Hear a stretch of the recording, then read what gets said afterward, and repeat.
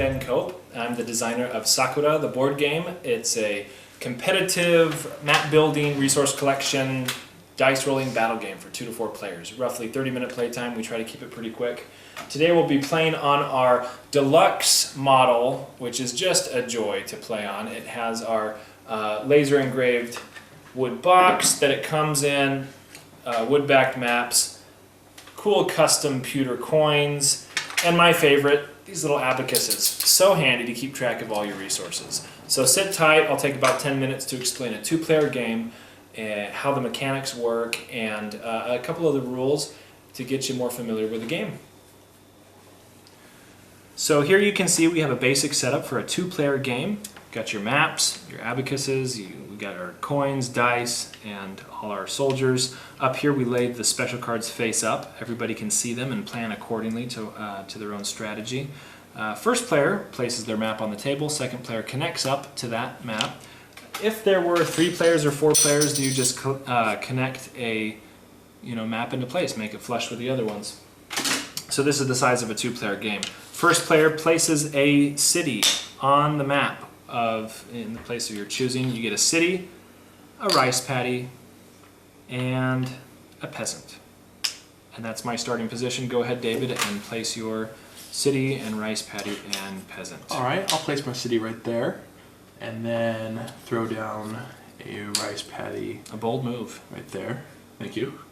And then my peasant shall start in the city, as always. So first player goes first. Now what you do is you collect resources and then you move into action. And you get 2 rice per rice paddy. That's an incentive to build your second one, then you get 4 obviously. So I can track right here, 1, 2 rice I just produced on my turn. And because I'm just a basic city, I can make 1 resource. That's either iron from the mountains that I'm touching, or wood from a forest space that I'm touching. I choose to do iron this turn. To move, it costs rice, and so I will go ahead and spend 1 rice and move my peasant 1 spot. Each soldier can only move once per turn, but you can move more if you're upgraded, say, to a foot soldier, and even more if you're upgraded to a samurai. That's all I'm going to do this turn, and now it goes to David. All right, so I'm going to collect my rice right there. I'm also going to decide to get wood is going to be my building material that I'm going to grab. And I'm also going to move my peasant 1 move up, like so. Cost you a rice.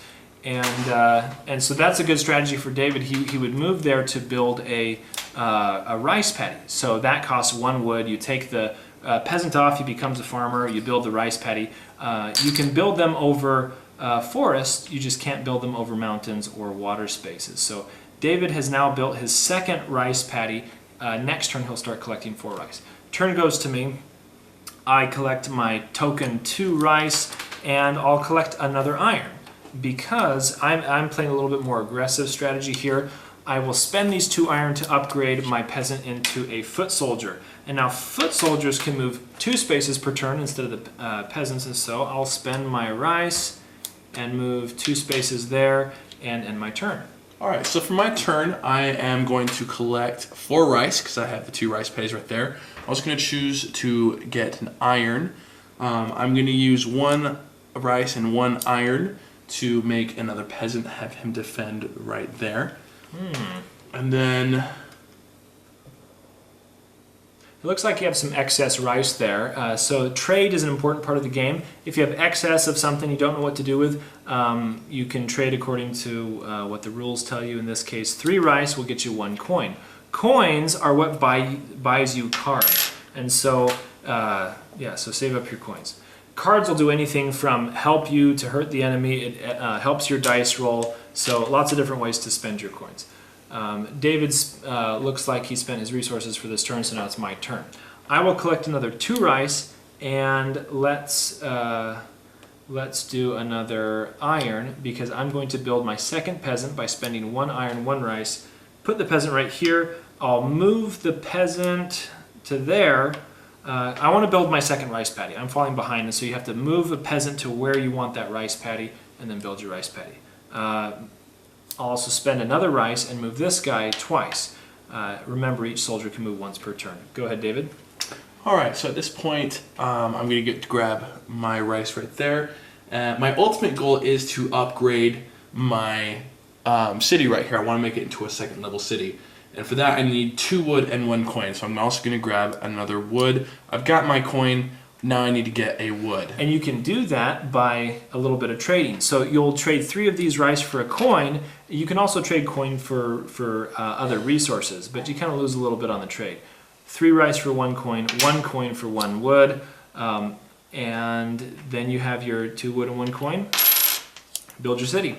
With a second level city, you can now collect 2 resources at the beginning of your turn, and you also become stronger if I'm going to attack your city. So at this point, David's probably not going to attack me because he's a peasant versus a foot soldier. Might not win, so he's just going to stay hunkered down there, turtling up in his own city. My turn, I'm going to take my 2 rice, 1 lumber, and I'll spend the lumber, build the little rice paddy right there, and I'm going to move in for the attack. So I spend 1 rice to move my foot soldier into David's city.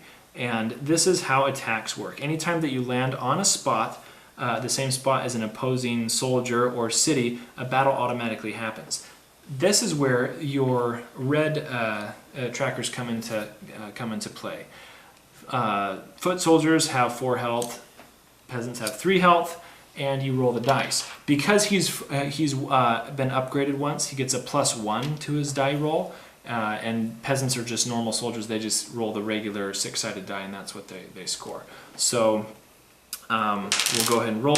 I got a 5, which again is upgraded to a 6 because I'm a foot soldier. David rolled a 1. I beat him by 5, so he takes off 5 health. Well, the bummer is he only had 3 health to begin with, so that zeroes him out. Peasant is dead. I get a coin for defeating another soldier. And now, because I'm in the city, I automatically start attacking the city. So the city health is tracked on this last one. 5 health for a basic city, but he upgraded 1, so he has 6 health, and I have these 4 health over here versus that. Cities get a +2 bonus on their die, just as an aside. So let's start the attack. I rolled a 4, which is upgraded to a 5. He rolled a 1, which is upgraded to a 3. David is not rolling hot tonight. He takes off 2 beats. And you keep rolling until the battle is over, so we'll continue.